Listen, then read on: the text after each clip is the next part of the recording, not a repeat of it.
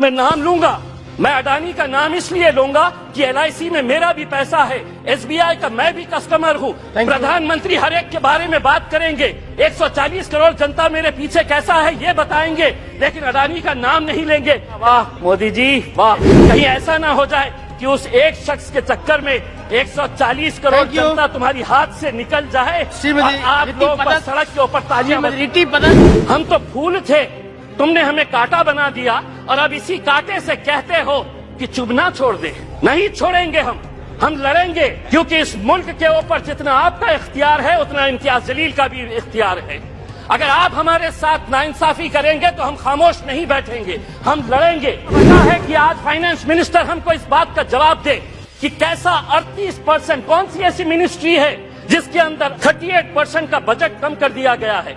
1913 करोड़ रुपया आप हमारे गायब कर देते हैं। आप ये उम्मीद करते हैं कि हम खामोशी से इसको बर्दाश्त कर लेकर के। लेकिन अध्यक्ष महोदय, ये कितनी गंभीर बात है कि देश आगे बढ़ेगा, लेकिन माइनॉरिटीज के लिए जो बजट दिया गया है 2012 और 13 के अंदर जो बजट था वो बजट इस बार दिया गया, यानी कि देश आगे बढ़ेगा और माइनॉरिटीज पीछे रह गए। ये कब तक चलेगा? अकेले औरंगाबाद जिले के अंदर 1600 ऐसे स्कूल्स हैं जिनके सर के ऊपर बच्चों के क्लासरूम्स के अंदर पक्की छत नहीं है, टीन के शेड के नीचे ये 1600 बच्चे तालीम हासिल कर रहे हैं। उनका कसूर सिर्फ इतना है कि वो किसानों के बच्चे हैं, वो गरीबों के बच्चे हैं, वो मजदूरों के बच्चे हैं। आपके पास 1 साल बचा हुआ है, प्रधानमंत्री जी को कहिएगा कि PM श्री नहीं, उन पूरे स्कूल को हम PM महाश्री नाम देंगे। अगर 1 साल के अंदर ये 1600 औरंगाबाद जिले के स्कूल्स को अगर आप बदलते हैं, अगर 1 साल के बाद अगर ये कर पाते हैं, तो इम्तियाज जलील यहाँ पर खड़े रहकर कहेगा वाह मोदी जी वाह।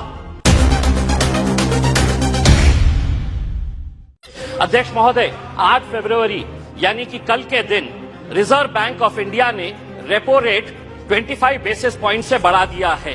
पिछले 4 मई 2022 को 4.40 हमारा रेपो रेट था।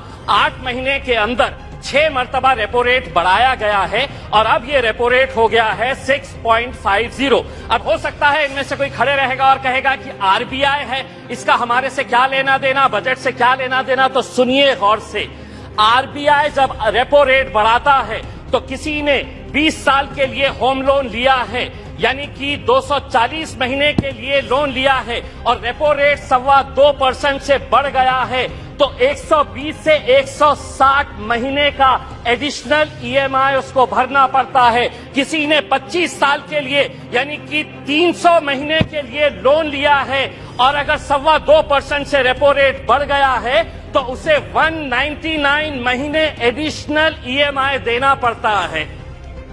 आप कहेंगे कि हमारा इससे क्या लेना देना, यही तो जादू का खेल खेल रहे कि आपने इनकम टैक्स के अंदर रिबेट दिए, बहुत सारे लोगों को खुश किया और सैलरीड क्लास को कहा कि हम तुमको इनकम टैक्स में रिबेट दे रहे, लेकिन अब जिंदगी के साथ भी और जिंदगी के बाद भी तुम्हारा EMI चलता रहेगा, तुम्हारा लोन चलता रहेगा करके ये एक संदेश सरकार ने दिया है। अध्यक्ष महोदय, एजुकेशन के लोन के अंदर सरकार ने जो आंकड़ा दिया है स्कूल और हायर एजुकेशन के लिए 1,12,899 करोड़, बहुत अच्छा बढ़िया सा फिगर है, जिसमें से 61% स्कूल एजुकेशन के ऊपर खर्च किया जाएगा और इन्हीं पैसों के अंदर से 14,500 PM श्री नाम के स्कूल्स बनाए जाएंगे। अध्यक्ष महोदय, मैं पूछना चाहता हूं, जो बच्चे आज गांव के अंदर पढ़ रहे हैं, जो जिला परिषद के स्कूलों के अंदर पढ़ रहे हैं, मेरे अहम सिर्फ अकेले औरंगाबाद जिले के अंदर अभी सर्वे करवाया सरकार के जरिए 1600। राणे साहब, आप महाराष्ट्र से आते हैं, अकेले औरंगाबाद जिले के अंदर 1600 ऐसे स्कूल्स हैं जिनके सर के ऊपर बच्चों के क्लासरूम्स के अंदर पक्की छत नहीं है, टीन के शेड के नीचे ये 1600 बच्चे तालीम हासिल कर रहे हैं। उनका कसूर सिर्फ इतना है कि वो किसानों के बच्चे हैं, वो गरीबों के बच्चे हैं, वो मजदूरों के बच्चे हैं। आप बनाइए नए स्कूल्स, लेकिन आपके पास 1 साल बचा हुआ है, यह अहद करिएगा, प्रधानमंत्री जी को कहिएगा कि PM श्री नहीं, उन पूरे स्कूल को हम PM महाश्री नाम देंगे। अगर 1 साल के अंदर ये 1600 औरंगाबाद जिले के स्कूल्स को अगर आप बदलते हैं तो हम भी कहेंगे। अगर 1 साल के बाद अगर ये कर पाते हैं तो इम्तियाज जलील यहाँ पर खड़े रहकर कहेगा वाह मोदी जी वाह। दूसरी ये बात है अध्यक्ष महोदय, माइनॉरिटीज माइनॉरिटीज के बारे में मैं ये बताना चाहता हूं, राणे साहब, हम तो फूल थे, तुमने हमें कांटा बना दिया और अब इसी कांटे से कहते हो कि चुभना छोड़ दे। नहीं छोड़ेंगे हम लड़ेंगे, क्योंकि इस मुल्क के ऊपर जितना आपका इख्तियार है उतना इम्तियाज जलील का भी इख्तियार है। अगर आप हमारे साथ नाइंसाफी करेंगे तो हम खामोश नहीं बैठेंगे, हम लड़ेंगे। क्या वजह है कि आज फाइनेंस मिनिस्टर हमको इस बात का जवाब दे कि कैसा 38%, कौन सी ऐसी मिनिस्ट्री है जिसके अंदर 38% का बजट कम कर दिया गया है। 1913 करोड़ रुपया आप हमारे गायब कर देते हैं और आप ये उम्मीद करते हैं, अध्यक्ष महोदय, आप ये उम्मीद करते हैं कि हम खामोशी से इसको बर्दाश्त कर लेकर के। मैं आपको बताता हूं कि नीति आयोग की पॉलिसी डॉक्यूमेंट है, ये action agenda and the strategy document ने क्या कहा है, Muslims and other religious minorities in India have been lagging in several development indicators including educational attainment, gender equality and workforce participation।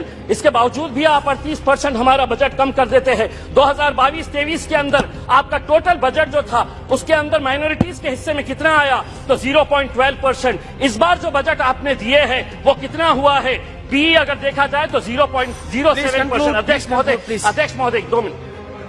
तो ये टोटल एलोकेशन, अध्यक्ष महोदय, ये कितनी गंभीर बात है कि देश आगे बढ़ेगा, लेकिन माइनॉरिटीज के लिए जो बजट दिया गया है 2012 और 13 के अंदर जो बजट था वो बजट इस बार दिया गया, यानी कि देश आगे बढ़ेगा और माइनॉरिटीज पीछे रह गए। ये कब तक चलेगा?